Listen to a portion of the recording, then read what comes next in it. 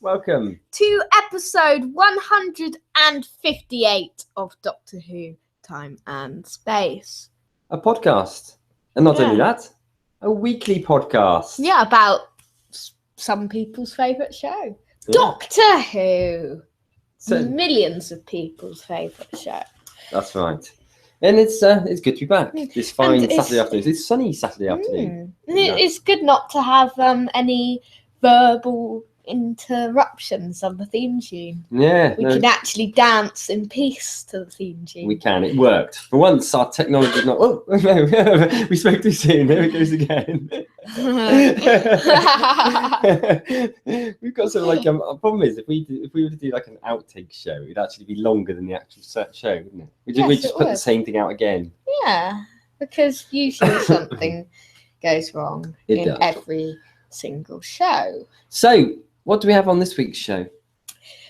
We look, continuing our series of articles, we look at the monsters and villains of the 1980s tenure of Doctor Who. Sounds exciting. Yes. We'll also be giving our review of the Matt Smith adventure, A Town Called Mercy. We have another round of Who to Face. And we'll be pressing the magic randomizer yet again. Plus, we've got more news and views. Very few news and views, but very few news and views. But I tell you what, it is free comic book day today. Oh, interesting stuff. And there's a special Doctor Who comic you can get for mini Titan comic in one edition. So that's in places like Forbidden Planet and stuff. So that's probably is our news, isn't it? No, but you've got like a 9th Doctor, 10th Doctor, and 11th Doctor, and 12th Doctor. And as we were speaking about last week, or was it the week before that? I don't know. A couple of weeks ago, we were talking about the special Doctor Who comic book day. Yeah. And there's going to be that special comic called The Supremacy of the Cybermen. With 9th Doctor, 10th Doctor, 11th Doctor, 12th Doctor. Yeah. So there's loads going on at the moment. I mean, the 4th Doctor mini-series, I think, is still going on at the moment. Gaze of Medusa. I don't know. They haven't announced yet whether it's just going to be that mini-series or whether they're going to do a full chain of comics like the 4 Doctors so far. Yeah. And 8th Doctor as well. We don't know whether it's just going to be mini-series or whether they're going to be a full range. Sounds exciting. Good. What have you been doing this week, though? That was just a little thing about what's going on at the moment in the universe. What have I been doing this week? Well, as per normal, my Doctor Who activity has been limited to my time with you, really. One day I'll shock the nation by watching an episode without you by my side. I think I've only done that a handful of times, and it's either been when the live stuff's on or where I've been watching episodes on catch up just afterwards. Or I think there was that one occasion when I watched Girl in the Fireplace. And you've watched New Earth and one more. No, 11th Hour. Yeah, that's what I did. 11th Hour and Beast Below. Yes, you watched on your own. That's true. So it's quite rare for me to watch episodes without you by my side. What have I been doing apart from that? Do you know, as per last week, I've hardly watched any TV this week. Obviously, Game of Thrones again. Yeah. And that was cracking this week. It was cracking. I won't go into it in case people haven't seen it, and Spoilers. Also because this isn't a Game of Thrones podcast. You could listen to Game of Thrones Time and Space after the show. Yeah, that's right. But that was one of the best episodes ever, I would say. Yeah, it was quite high on IMDb, I think. Was it? Yeah, absolutely superb episode. What about yourself? What have you been up to? Just exciting news. We started work on Series 6 of the Figure Adventures of Emma May today. We've done the filming, we've done the voices. Yeah. Just got to do the editing now, haven't we? We've just got to do the editing, and we've revealed the first 2 episodes are called The Man That Never Happened and The Being From Before, and Perry's going to be the companion. This is one that's written by yourself, isn't it? Yes, it is, and directed by Decor here.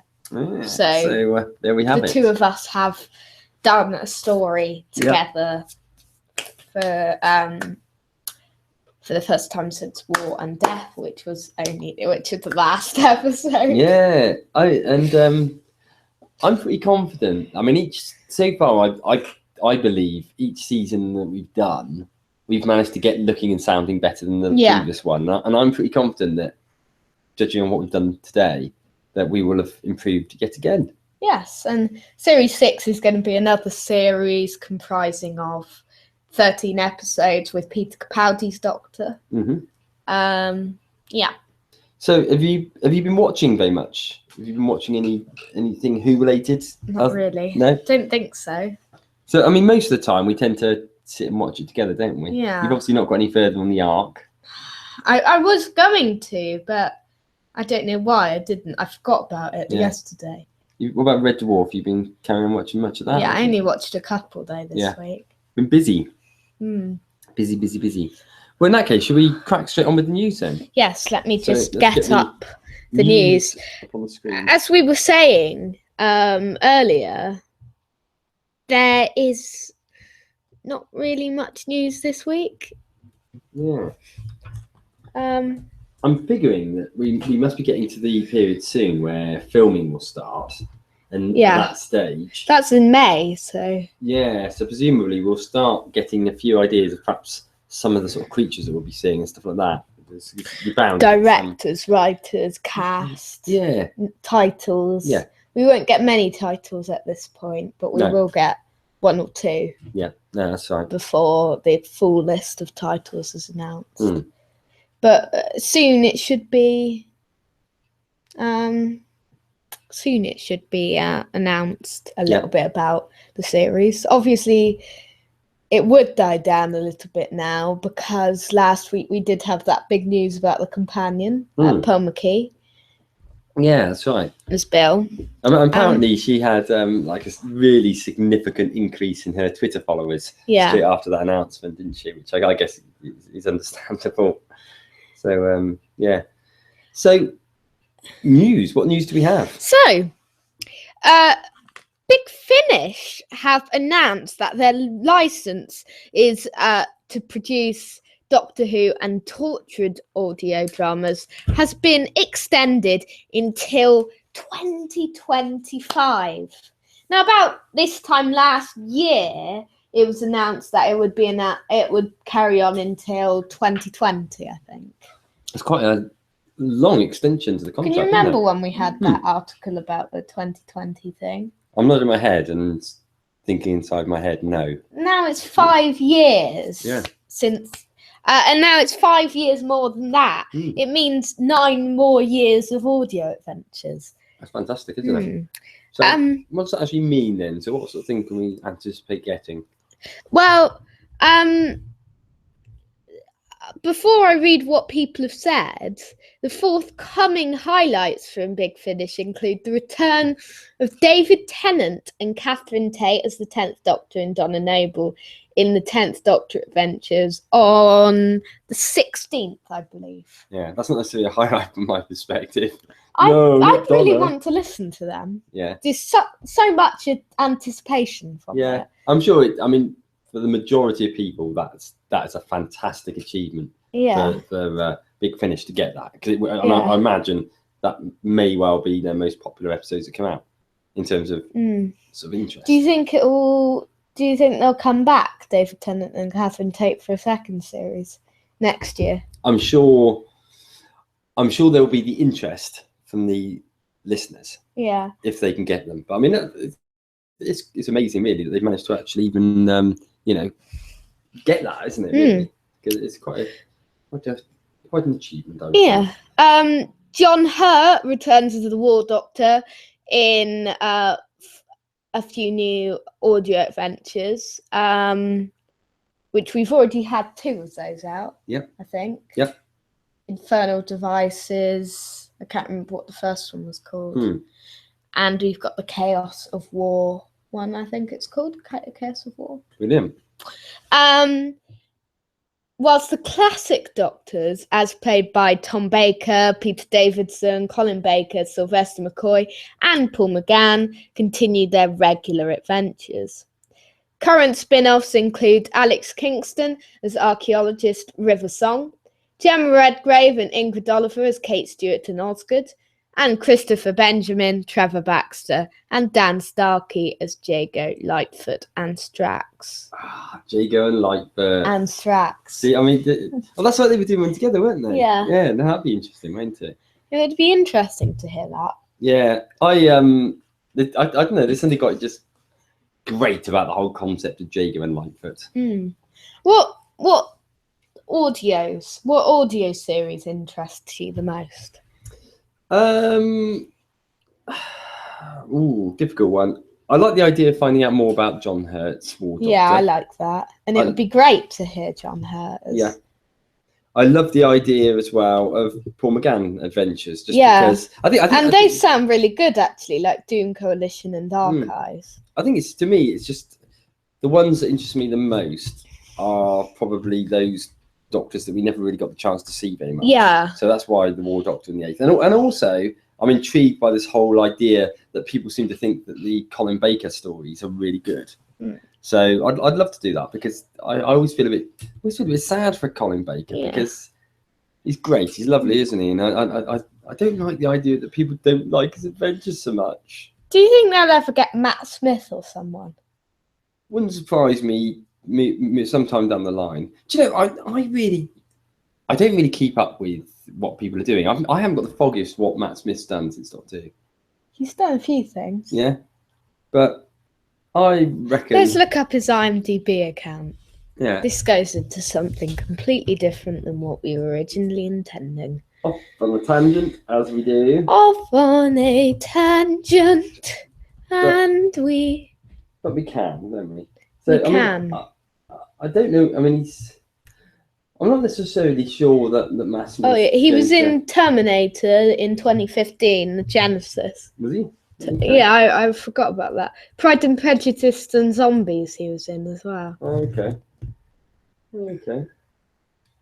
So and a few more things to come.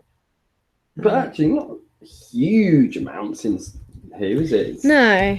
So I reckon, give it a while. He'll probably leave it for a bit until what he won't want to do is get typecast as a Doctor. But I think the big danger is that most people that are the Doctor struggle to shake it off.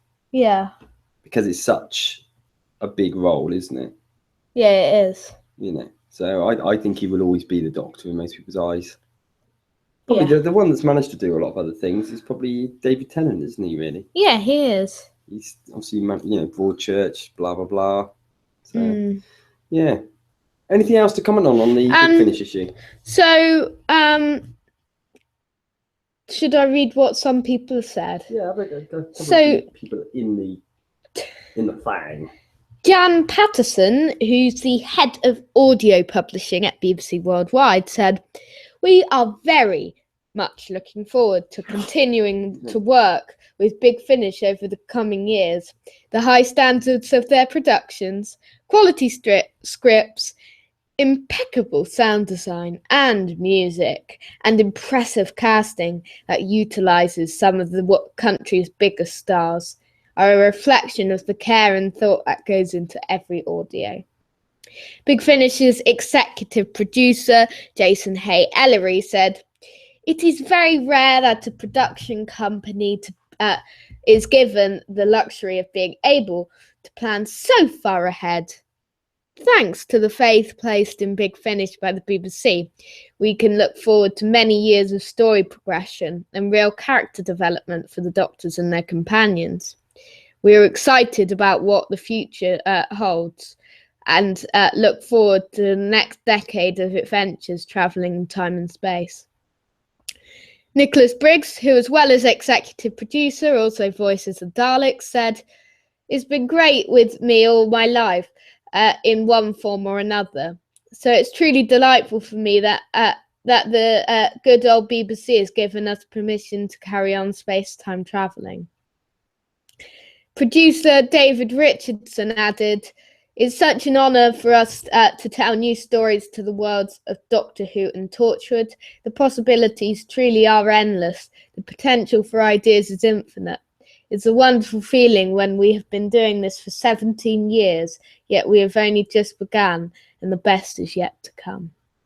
I mean, we probably mentioned this before when we've been talking about Doctor Who, but I think one of the advantages it has over a lot of other series is just the fact that you can literally do anything with it, can't you? Yes. You know, there's no limitations at all. You could do a story in the future, you can do a story in the past, you can do a current day one. You know, Yeah. You can make it. You can use old monsters. You can make it new monsters. It doesn't even have to have monsters in it. You know, it's like there's so much that you can do that I think you could take pretty much any story that's written and you could make it a Doctor Who story. Yeah, probably. If you throw the Doctor in on it. Well, you don't need to do that, do you, really? You know, you just have invade in it just a little bit, like in Blink, and there you have it. You need someone good in it as a character. Yeah. And, yeah. So, what other news do we have, sir? A little bit more Big Finish stories now. News now. And that the finale of series 2 of the Torchwood audio dramas have been announced about who's going to be the main star and the cast and the cover and the synopsis. The good thing about the Torchwood audios I really like is there's a different main character every episode. It's not just John Barrowman or it's not just Gwen. Oh, that's good, yeah. How many main people are there from Torchwood? Because I know so little about it. Gwen, Jack, Ianto, Toshiko, let's see, I can't remember, Rias, she called? Susie. And were these all in the series? Yeah. Yeah, okay. So it wasn't just like the handful of characters that we saw the other week in Stolen Earth. No. Yeah. Okay. No. Okay. Even though those are quite pivotal parts. So, Talmouth is a lonely seaside town. No one has heard about it for days. No one who goes in comes out. Something has happened to Talmouth. Has it been taken over by aliens? Or is it something far, far worse? Gwen Cooper's come to Talmouth to find out. What's happened has to be seen to be believed. But by the time you've seen it, you're already dead. That sounds quite interesting. Starring Eve Miles as Gwen, Matthew Gravel as Darkness, Marilyn Lee Conte as Miss Rhodes, and Ross Ford as James. It's written by Guy Adams, directed by Scott Hancock, produced by James Goss, and script edited by Steve Tribe. Fantastic. So, once we're on the news front, do we have other stuff? We do, but it's like rubbish news, I think. Yeah. Nothing that's really worth talking about then. We can skim through it. Doctor Who Riftrack style. What does that mean? I don't know. That's why it's rubbish news. Let's read it to find out. The latest BBC Insider survey has been canvassing participants over the viability of running a live Riftrack screening event in cinemas around the United States, based around the story from 20th century Doctor Who. Following a brief video example using Daleks' Invasion of Earth 2150 AD, the survey then asks how interesting how interested the participant would be in attending an event based around such a presentation, with suggested stories including the Twin Dilemma, no, Warriors of the Deep, the Gunfighters, Robot, Tomb of the Cybermen, the Five Doctors, Invasion of the Dinosaurs, Fort Doomsday, Time Lash, Time Flight, and the Horns of Nimon. There's also an option to say which story shouldn't be riffed. Please note that the survey request does not mean that such an event will take place, only that such an event is being considered. Rifftracks are a series of comedy audio commentaries to accompany film releases, provided by the stars of the original Mystery Science Theatre 3000 programme, comedians Michael J. Nelson, Kevin Murphy, and Bill Corbett. You know, I do remember. I remember the Mystery Science Theatre 3000 programs. And what they were, they'd be like old black and white films, and you'd see that going on. And then there was it was done like a cinema, and you'd see like these three silhouetted monster heads that are watching it, and then they'd just be like talking about the program over the top of it. So it's cool. I couldn't work out what on earth it was going on when I first turned it on, but yeah, it's cool. Yeah. So I assume it must be something like that by the sounds of it. Must be. Yes. One more bit of news, which I don't think we covered last week. The exhibition of the Target exhibition. Oh, of course, yeah. We didn't do this. No, we didn't. No. An exhibition showcasing original cover artwork from the Target range of Doctor Who novels has opened in London. The display at the Cartoon Museum in Bloomsbury features 30 pieces of art, which were commissioned for the cover illustrations of Doctor Who novelizations published during the 1970s and 80s under the Target imprint. It includes 10 new covers by Chris Achilleos from the Daleks through to Revenge of the Cybermen. 5 covers by Andrew Skilleter from Destiny of the Daleks through to Margaret the Rani. Another classic and well-loved original cover artwork by Ross Knipe, Jeff Cummings and David McAllister. The launch was attended by several of the artists, featured as well as Doctor Who showrunner Stephen Moffat and the current Doctor Peter Capaldi, no mean artist himself.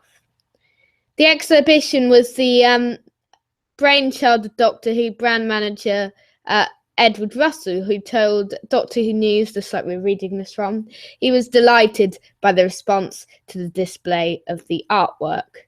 The exhibition runs until Sunday, 15th of May. So get there now! You've got a week, basically. You've got a week to get to London and get to the Cartoon Museum. I thought that the 15th of May was a Friday, but I'm also wrong. Let's think. No. That's right, is it? Okay. I think it's the 7th today. Yeah. 7 days' time would be the 14th You're right. on the Saturday. Yeah. Okay. Yeah. Good. Good. Yeah. Do we have other news, or should we move on to our main item? I don't think we have any news. See, we're quite light on news this week. Yeah. Got some bits, but okay. We have to try and get the Rift-Tax style sort of news, which is absolute rubbish. But some of the news was quite good today. Yeah. And as you say, I'm sure it'll start coming through more news over the next few weeks. I mean, we did have the companion news, so we can't complain. Exactly. That was last week, though. So, let's crack on then with our item about monsters. Yes, monsters. What's it called again? It's called, doesn't really have a title, Monsters and Villains Through the Decades. Okay. And so we've done... Today, we started off in the 1960s. 60s. Yeah. And obviously then moved on to the 70s. And we're on to the... How many have we done? This is the third one, isn't it? So we're into the 80s, haven't we? Yes, we're on to the 80s today. So... so we've looked at monsters like Sontarans, Silurians, Autons, Zygons, and stuff like that in last week's monster analogy on the 70s. Now, near at the end of last time's feature, we discovered that the villains, the late 1970s, early 1980s with Tom Baker in, the villains weren't as iconic. Yeah, I think by iconic, what you mean is that they were more one-offs, weren't they? Yeah. You didn't have sort of recurring creatures. I think you had some really cool ones, didn't you?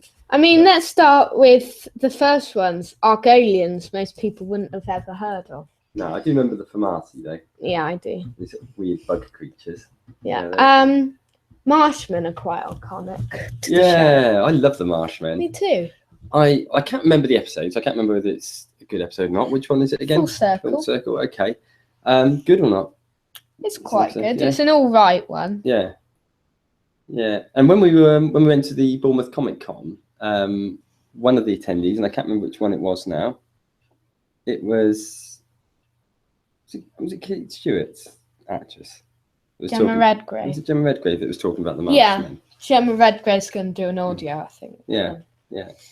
So, and do you know, I actually, although I obviously watched Doctor Who a lot in those days, I don't really remember things too much. And I think a lot of the monsters I remember more from my legendary Doctor Who Top Trumps cards, and I'm sure the Marshmen were in that. Well, yeah. Remember, was that the one with the Ogrons and the Sea Devils? And Yes, they were the wrong way mixed up? around. Yeah, that used to happen in Top Trumps quite regularly, actually. Did it? The wrong things, yeah. I have those cards, I think. Yeah, somewhere. yeah, they I do. don't know where they are, Classic. but they're somewhere in my house. So, what other monsters do we have that really stand out? I mean, let's talk about the Mara. That's a returning villain. So that's one that came in during Peter Davidson's run. Yeah, in Kinda and Snake Dance. It's quite a cool villain, really. Yeah. It's quite, as a character, not as a design, because it's really rubbery and fake. Yeah. A big snake thing. There's a lot of potential in the Mara, isn't there? Yes, there is. It's the sort of thing you could see coming back, and they've used them in Big Finish, haven't they? I think so, yeah. I'm sure they have, yeah. Probably in Peter Davidson ones, because those would be the ones which had Tegan in and stuff. Yeah. So it's only Peter Davidson's Doctor that ever met the Mara, isn't it? Yes, it is. So it's only really around sort of early 80s that we saw it.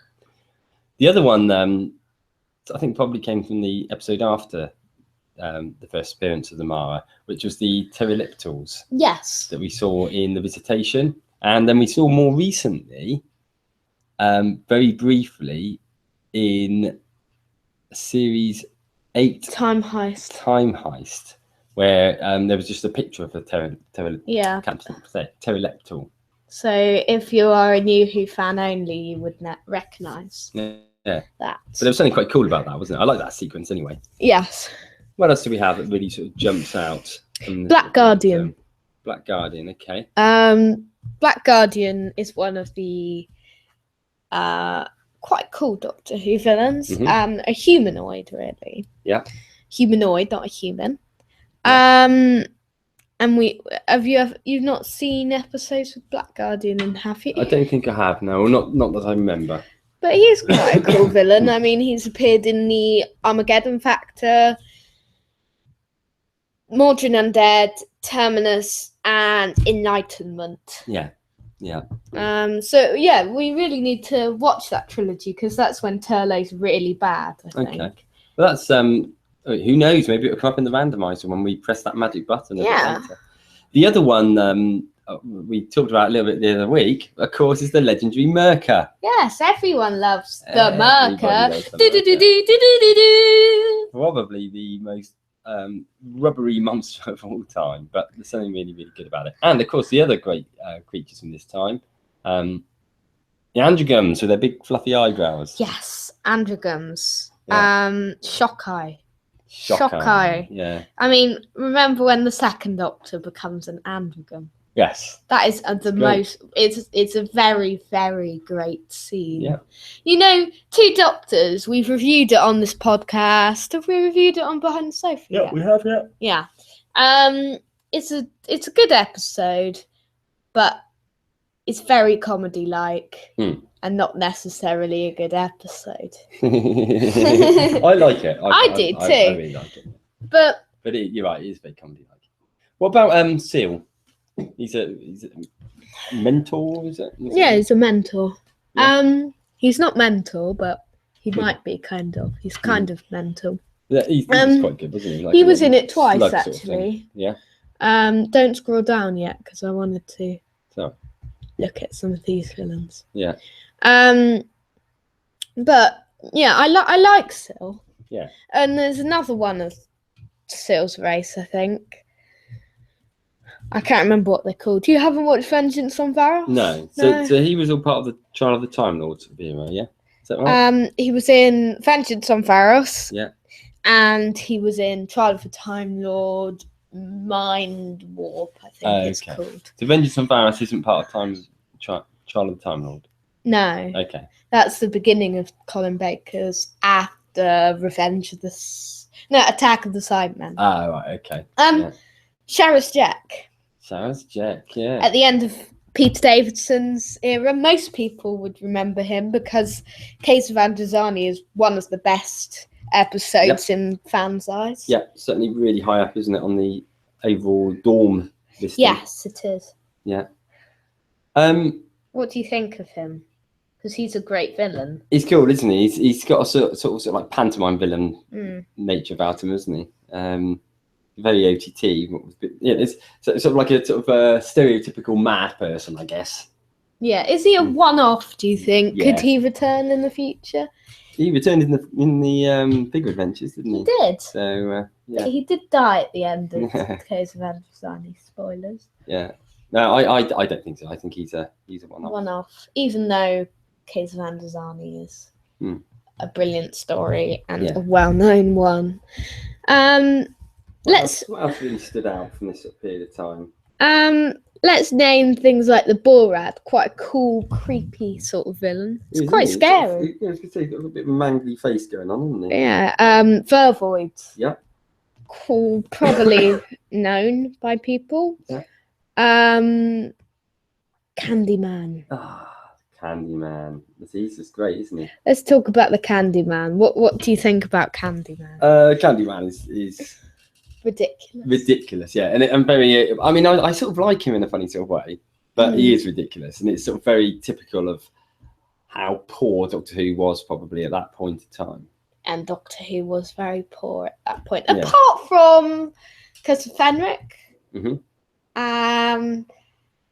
the and difference and Remembrance of the Daleks, and a few others from Sylvester McCoy's, but only those early Sylvester McCoy's Greatest Show in the Galaxy and Happiness Patrol also are very, very silly. Half of the eras is ridiculous. Do you think there was many good villains in that sort of Sylvester McCoy period?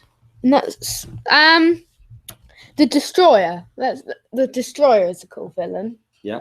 From Battlefield. Yeah. What do you think about him? Yeah. I mean, I haven't actually. I don't think I've ever seen Battlefield. But he looks quite cool, doesn't he? Yeah. A quite good design. Yeah. And obviously, you mentioned about the herbivores, didn't you? Herbivores. Yeah. And then the final monsters that we saw before the end of Who for some years. Yeah. Cheetah people. Yep. Yeah. And they were quite in survival. Cool. They were quite cool. Yeah. Quite so cool. At least it sort of went out on a bit of a high note after a period of rubbishness. Let's cover different monsters that we've talked about in previous monster analogies and see what they're like in this point of Who. Daleks. Daleks and Davros. They're in all three of the Dalek ones. Yeah. Beginning with R in the 80s. What do you think of their role? You've seen Resurrection and most of Remembrance. I think, as we've said on previous shows, Davros he's still cool, but he's overused, isn't he? Yes, he is. At that point in time, you couldn't have a Dalek story without Davros. So, but they're okay, aren't they? They are okay. Typical villains, though, really. Yeah. Just exterminate and kill and like destroy. you said, they're just being a bit too much now, haven't they? Yeah. So it would have been good if they were only in it 3 times in 10 years. Yeah. Cybermen. What are they like? Have you seen any? You've seen Attack of the Cybermen. You've Yep. seen Earthshock. Cybermen are still really cool, but they're not as creepy as they were right in the early days. Yeah. The 60s ones, early 70s ones being the scariest Cybermen, I would suggest. Yes. Sontarans. Did we see them actually in this? Oh yeah, we saw them in the Two Doctors briefly. We did. Not necessarily notable for their works in the 80s. Yeah, but they hadn't sort of significantly changed, did they? Significant 70s villains, Yeah. but not necessarily the 80s. Yeah. The Master. The Mask. Actually, I really like. Is it Ainley or Ainsley? Ainley. I really liked him. I think he actually, in many respects, he's the Master I remember most from growing up. Yeah. Because it would have been around that He's sort of time. He's very like Roger Delgado. Very much so, yeah. Mastery. Yeah. Master. Very much so. And that's good. Yeah. Which ones out of the monsters that we have covered today are the most likely ones to return in the near future of Doctor Who? Do you know, I can't really see too many of these ones we've covered today coming back into it. Hemovores would be quite good to return. Yeah, they They'd still be quite feel cool. like a sort of a one-off. They do, but I don't know. Marker. Yeah, bring back the Merker. Mara would be good. Yeah, the Mara. I think Mara is the only one out of these villains that we've included today that are yeah, I think you're probably right. iconic to return. Yeah, no, I think so. Although I would like to see the pterodactyls. I was just thinking, by the way, yeah, the Big Finish contract is contracted longer than the Doctor Who contract. Yeah, Doctor Who's only goes till 2020 at the moment. Yeah. When Big Finish goes to 2025. Sorry about that, guys, but there we have I just thought of that.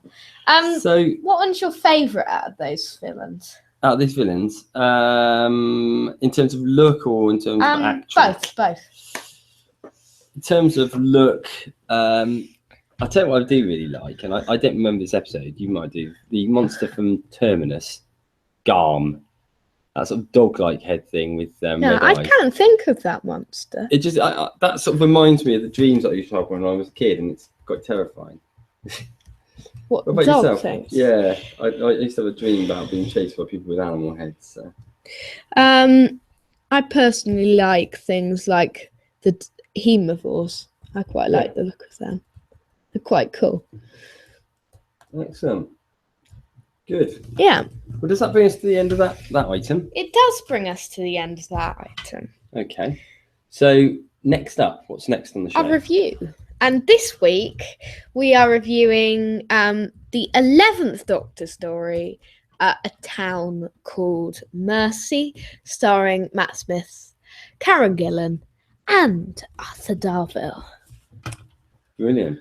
So this is part of Series 7. Yes.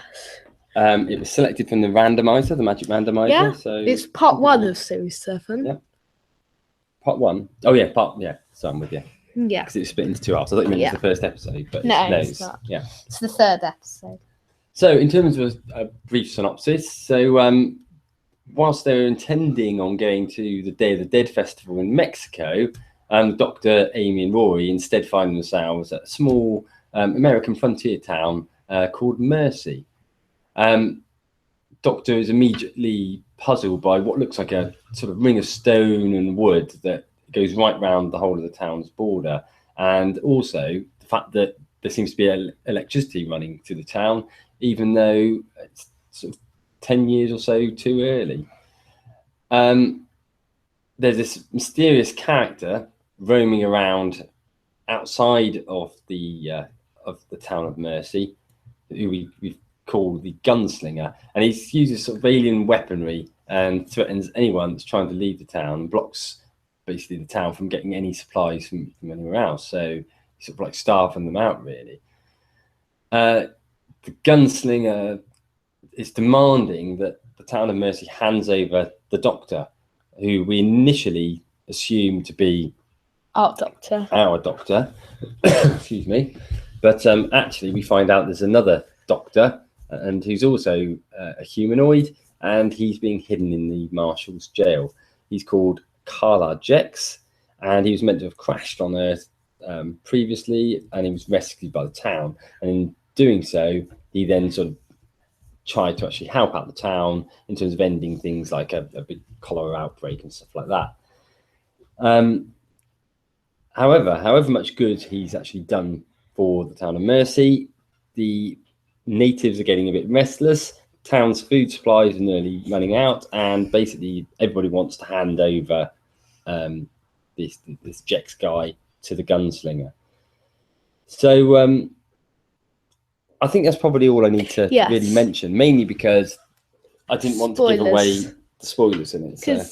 Although we're bound to, because we're going to start talking about some of the best bits. So there will be spoilers on it, and there will be spoilers. If you have not watched the episode, then please forward until about 10 minutes time. Yeah, I'd say. Or 10 minutes time. A few minutes time. So what do you make of it?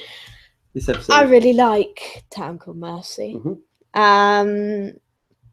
I preferred it than the first time I watched it. I probably did as well. A lot. The first time I was really bored by it. Now it's more interesting. It's a cool story. And I wouldn't say it was one of the best ones. Yeah. In series 7 or overall. But I would say it was an all right one. It wouldn't be the first pick for someone to watch, but if you're a big Wild West fan and you've always wanted a Doctor Who episode that's not the gunfighters in Doctor Who, then you have this one. It's quite interesting, actually, because, as you say, the Doctor Who had done the Western thing before, right back in its early days with William Hartnell when they did the... What's it called? Gunfighters. But that was had the feel more of a sort of a John Wayne type cowboy film. Whereas with The Town Called Mercy, they went for my type of Western, which is the spaghetti Western. Yeah. So it was actually filmed in Almeria, where they filmed a lot of the spaghetti Westerns. It was actually filmed on some of the sites. Sorry, on one of the sites where they actually filmed quite a number of the Westerns. I know, because I'm a real spaghetti Western lover. Yes, you are. And that was really good. I mean, Almeria is beautiful landscape anyway. Beautiful place. Probably my favourite place in the world. And that really adds to it. And I think that's probably why I like this episode as much as I do. How many times have you been to Almeria? I've been to Almeria twice. Did you film movies out there? Yes. Yeah. It's beautiful, really beautiful landscape. And actually, going back to Game of Thrones again. Some of the Game of Thrones current series is filmed in Almeria as well. So that's cool. What did you make of the baddie, the villain, the gunslinger? He's really cool. He's as with a lot of villains during Stephen Moffat's run, he turns out not to necessarily be a villain. Yeah, I know. Do you like that fact? In this one, I did really like it. I thought actually it was a really good concept. So I mean, is where the big spoiler comes in. The other doctor, I'm trying to remember his name now. Carla Jex. He turns out to basically be on the run from the gunslinger because Colour Tech. Yeah, because he was one of a number of scientists that had genetically modified these people, these volunteers, turned them into cyborgs against their will, and used them to end this. Was it 9-year war? I think so. Yeah. So as a result of it, this sort of rogue runaway cyborg who was basically trying to track down the scientists and get revenge for all these people whose lives were ruined by all the cyborging. If that is cyborging is a real word. Is that real? I don't think it is a real word, but some sort of word to do with cyborging. Yeah. But it makes a really good villain, I think. Gunslinger. A few twists really in cool. There as well. Yeah. So yeah, it's an all right episode.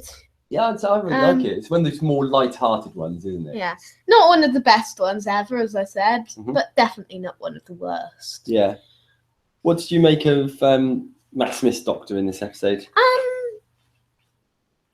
I quite liked him in this one. Yeah, he was quite good as the Doctor in this one, and as you guys probably know, I do quite like Matt Smith as the Doctor. Yeah. Yeah. And he always had a great rapport with Amy. I mean, there's a great scene in this one where actually the Doctor flips a bit, doesn't he? And he decides that he's going to throw Carla Jex out to the mercy of the gunslinger in retribution of all the people that Carla Jex has ruined the lives of, basically. And Amy reminds him that isn't very Doctor-like. Yeah. Doesn't she? And there's a great moment where she shoots the gun and it just keeps firing off, doesn't it? But yeah. Do you want to move on to scores? Yeah, can do. Yeah, let's move on to scores. What were you going to say? I was going to talk about Rory a little bit. I mean, Rory doesn't really do too much in this episode. No, he doesn't. Particularly, the character I really liked in it actually was the sheriff. Was he called Isaac? Yeah. Yeah, I really liked him. Yeah. I liked him as well. He was one of my favourite characters in it. Yeah. So scores, okay. Okay, Monster. Brilliant Monster, I think. A really, really good one. So I'm going to give him an 8. Character development. Character development. We do get this whole thing with the Doctor where you realise he has got this sort of mean streak, and then we saw that a lot more in the following series, didn't we? With Capaldi's Doctor. Yeah. I think I might give it an 8. You know. Okay.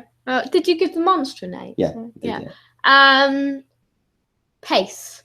Really good pace to it. It was one where, I mean, as people that have listened to this podcast in the past will know that I was often quite critical of this series, not because of the episodes, but just purely because I felt the timing of them was wrong. It always felt a little bit. Ones. This felt a little bit rushed, but this wasn't that the second part of the series. Maybe was this, but as you say, this was actually quite well paced, wasn't it? So I'll give it 8 for that as well. Excitement.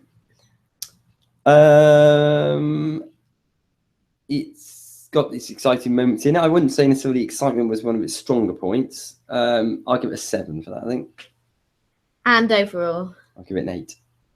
Okay, 39 out of 50. Mm-hmm. Quite high praise. Yeah, I wouldn't necessarily think. I don't necessarily think it's one which is a lot of people's favourite. No.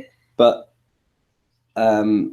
it's not a life changer. Yeah, I haven't watched it for a long time, and it was an interesting one to watch again and sit down with you and see what you thought on second views. I just think it's a fun episode. It is. It's a fun episode. Yeah. And that's fun. Yeah. Good. So yes, that brings us on then to that moment where we reload up the magic randomizer and we start having a look to see what it's randomly going to select for us to watch this week. So spreadsheet, lots of episodes of Doctor Who on there. We press the button, it selects one for us to watch. We watch it and then we talk about it next week. Yes. What's it going to give us this week? Press that magic randomizer. Okay. So New Who one again. Okay, I'm trying to think what this one is. So it's called Partners in Crime. It's the first one with Donna in. Is it the Adipose one? Yes. Okay. Actually, of all the ones with Donna in, I actually seem to recall liking this one the most. Yeah, it's quite a funny one, actually. Yeah. So I'll look forward to that. I was hoping for an old one. We were saying earlier on, didn't we? We're hoping that we're waiting for it to bring up something like a William Hartnell or Patrick Troughton. I've counted. I've got at least 11 on DVD. So. Yeah, but so far it's randomly and not chosen them. So we got Partners in Crime. That's only one part, isn't it? Yes, it is. So we'll be watching that next Saturday and then talking about it. Next Saturday. Next Saturday, not long afterwards. Brilliant. Okay. Yes. So that gives us one final part of the show. And let me load it up. Which is that section of the show that we call Who to Face. Yes. Now, last week we got rid of Quiz a Question for a while. This isn't the replacement. This is an old game show. But So what is Who to Face? Who to Face is a wrong Who to Face. Sorry. There's 2 Who to Faces. That one's the right Who to Face. Who to Face is a game where we have a randomizer-like thing on Excel. Yep. It picks us a random Doctor and it picks us a random monster. Mm-hmm. And we have to think off the top of our heads a story with them both in. Yeah.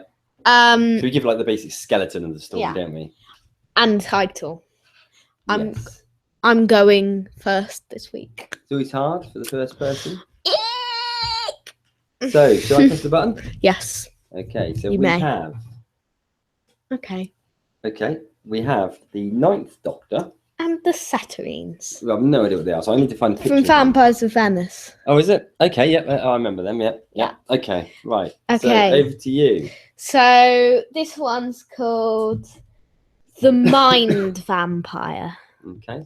So the 9th Doctor is traveling with Rose at the moment. Obviously, because it's the only person who we know he could be traveling with. So she's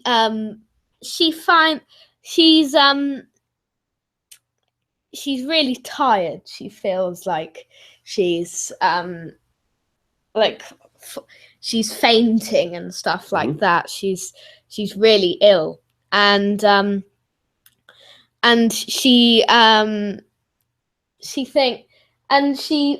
finds out that there's some sort of alien activity going on in her mind. So the Doctor takes her to the Catnam place. Okay. To the Sisters of Plentitude. And they find out that it's actually a Saturnine who's sort of grabbed onto her brain and is starting to feed off her brain and her blood and her activity. And Rose is slowly becoming a Saturnine. She's slowly becoming one of those big fish people. Yeah. So the Doctor has to try and find a cure. Is there one? And can he sort out a cure as it gets worse and worse? And at the end, we actually see her transform into one, but just as that happens, he gets a cure. So we see Rose as a Saturnine for like 5 seconds. Okay. She transforms back. Cool. Because everything gets back to normal. But they all. But then the Doctor finds a Saturnine in his TARDIS, and he has to deal with that Saturnine in his TARDIS. Sounds good. Excellent. Somehow. I like that. Yeah. It's very off the. It's just something that I and my brain teamed up together and sort of came up with a very brief sort of story. Your turn. Okay. It's always hard work, isn't it, when you're the first one up? It is. It's not much easier when you're the second one up, actually. But anyway, so you have a time to think about it. Yeah, do have a little bit. My 9th Doctor story is going to be called The Last Vampire. And again, it's got Rose in it. And the Doctor and Rose travel to Romania. Okay. Yeah. To Transylvania. Yeah. Yeah. Because Rose wants to take in a little bit of Dracula country, even though obviously Dracula isn't real. Yes.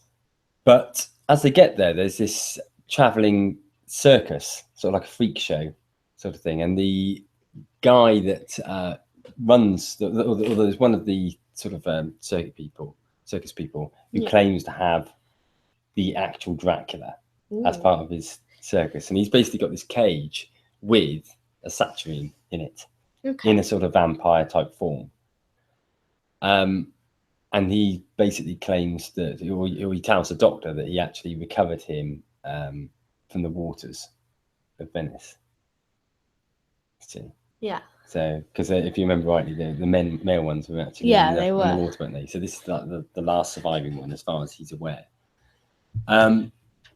Somehow, I'm not sure how. Oh, wait a minute, I do know how. There's a big fire at the circus, and the Saturnine manages to escape from its cell, And the story basically at that stage involves the Doctor trying to track him down, and he's preying on people in the countryside, sort of as a vampire would. And the Doctor basically eventually has this confrontation with them, and because it's the last one, the Doctor tries to actually save him, to actually take him back to a planet, a water planet, so that it can actually survive. Okay. But he doesn't get there in time, and eventually he just finds this sort of like dead fish thing. Okay. Yeah. Cool. So it's a bit of a sad ending. A sad ending to The Last Vampire. So that's my story. The Last Vampire and the Mind Vampire. Yeah, Both there we have it. Mind and Vampire and Last related vampire stories. Yeah. What the strange thing is though, when it's the same companion, it's strange how they have two adventures with back villains in the same series. Yeah. I think what you've actually got in many respects is like a parallel universe of alternative Doctor Who stories. So you've got three universes. You've got my universe, your universe, and the Doctor Who universe, and very rarely they combine. Yes, that is true. There was one Who to Face. I can't remember which one it was, where our stories sort of followed on from each other. They did. Wasn't there? That was the one. I can't remember. There was something to do with a triangle. I remember that. Yeah. But as in a ding to a triangle. No, not that sort of triangle, but some other sort of triangle thing. Yeah. I don't know what sort of triangle thing, but a triangle thing. A triangle thing. A triangle thing. So that probably brings us to the end of the show, pretty much, doesn't it? Yes, it does. So should we give a little bit of an idea of some of the sorts of things we'll be featuring on next week's show? Yes. What's our main feature going to be?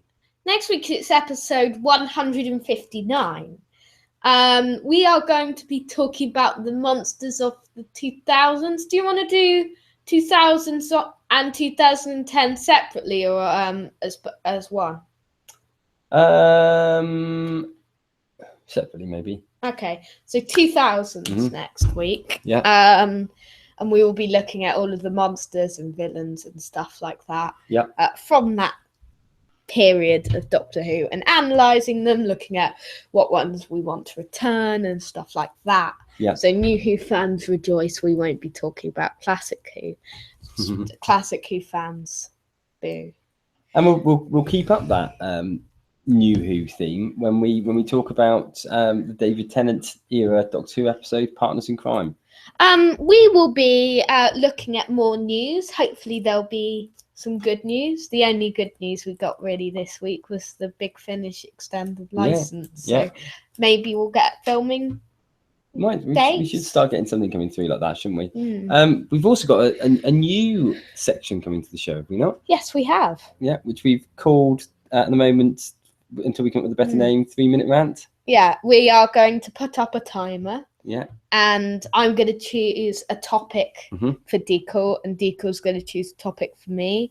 And each of us have to think of something off the top of our heads. We'll start off with 3 minutes. If we find that really hard, we might reduce it down to 2 minutes the following time. We'll see, isn't it? We'll see how it goes. So it's a bit of a test, see whether it works, whether it's a good item or not. See whether it works. If you guys like it, we will continue as 3 minutes. Yeah. If we guys like it, if it's not a good article, we'll change it. But I think it will be. It's quite an interesting one. It's certainly worth having a go. Challenging. What do we see coming through on the Mr. Lewis Moon YouTube channel over the next time? Have we got anything due to be released? Well, Behind the Sofa should come out soon on Husbands of Riversong. Might be to possibly get some of that done on Wednesday night. Actually, try and get that out and about, haven't we? Because we probably did a week or so ago now. We've got a New Who on the randomizer. Yeah. I think that's probably it. Yeah. Unless you launch the theme tunes, we've done the theme tune for it, haven't we? And we've got uploaded that ready to. We could do. Yeah. I don't know. Give people a bit of a teaser of what we can expect. Yes. So thank you guys for watching, and me, Lewis Moon. And me, Deco. We'll see you next week on Doctor Who, Time and Space at 4 p.m. on Saturday. Goodbye.